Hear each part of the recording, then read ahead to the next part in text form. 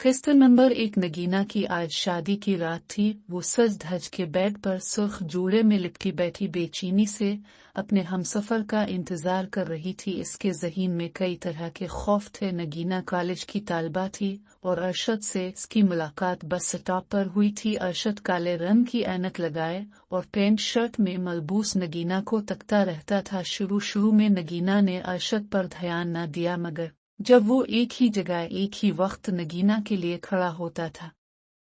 नगीना एक middle class family से थी। प्यार मोहब्बत की बातों से बहुत दूर रहती थी। नगीना की नज़र में मोहब्बत सिर्फ शादी के बाद ही होती है। नगीना खुद में रहने वाली लड़कियों में से थी। किसी की बात को दिल पे ना लेती और लड़ाई के बाद दिल साफ कर लेती। एक बार कोई मुआफ़ी मांग ले तो इसी वक्त मुआफ़ कर देती थी। नगीना के ख्वाब बहुत बड़े थे, मगर घर के हालात की वजह से इसके ख्वाब अधूरे रह गए। वो बस उन ख्वाबों को पूरा करना चाहती थी। जारी है।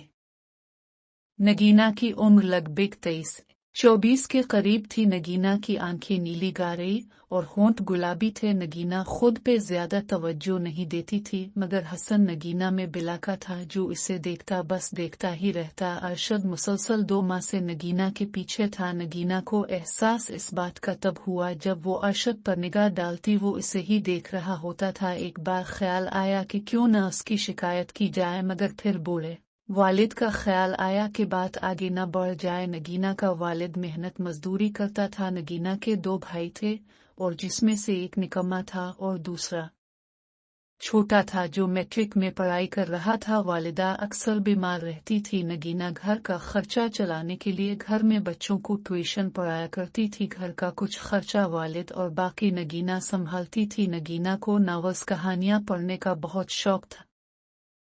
आप हर रोज मेरे रास्ते में क्यों खड़े होते हैं मिस्टर? मैं मुसलसल आपको नोट कर रही हूँ।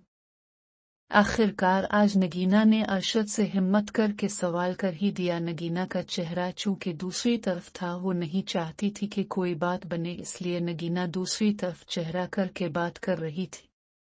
आप अपनी नहीं, कम से कम मेरी इज्जत का तो ख्याल करें। नगीना थोड़ी नर्वस भी हो रही थी। इसने अनजान शख्स से पहली बार बात की थी। आपकी इज्जत के लिए ही तो खड़ा होता हूँ। आकर आपको शायद मालूम नहीं कि मेरे साथ जो लड़के खड़े होते हैं, इनकी निगाह आपके जिस्म पे होती है और वो आपको शैतानी निगाहों से देखते हैं। मैं आपकी सेफ्टी के लिए खड़ा होता हूँ ताकि आपके साथ कोई बुरी हरकत न करे। इस दिन कुछ ओबाश लड़के आपके बारे गलत बात कर रहे थे। देखिए मिस्टर, मेरे बारे में कोई कुछ भी कहे, मुझे परवाह नहीं और मेरी इज्जत अल्लाह पाक के हाथ है।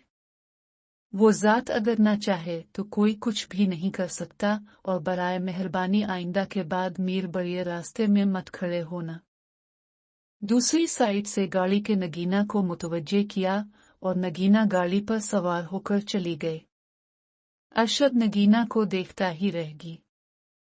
नगीना रात को बिस्तर पर लेटी तो इसे दिन वाला ख्याल आने लगा। नगीना ने अपना दिमाग झटक दिया और सो गई। चूंकि अगले दिन छुट्टी थी, सारा दिन कामकाज करके नगीना शदीद थक गई। गर्मियों का मौसम था। नगीना आराम की गरज से अपने कमरे में जाकर लेट गई। कुछ देर में मौसम ने अंधेराई ली और आसमान पर बादल छा गए। ठंडी हवाएं जब चलने लगी, नगीना घर की छत पर चली गई और मौसम की अंधेराई का भरपूर फायदा उठाकर आंखें बंद किए लंबी लंबी सांस लेने लगी।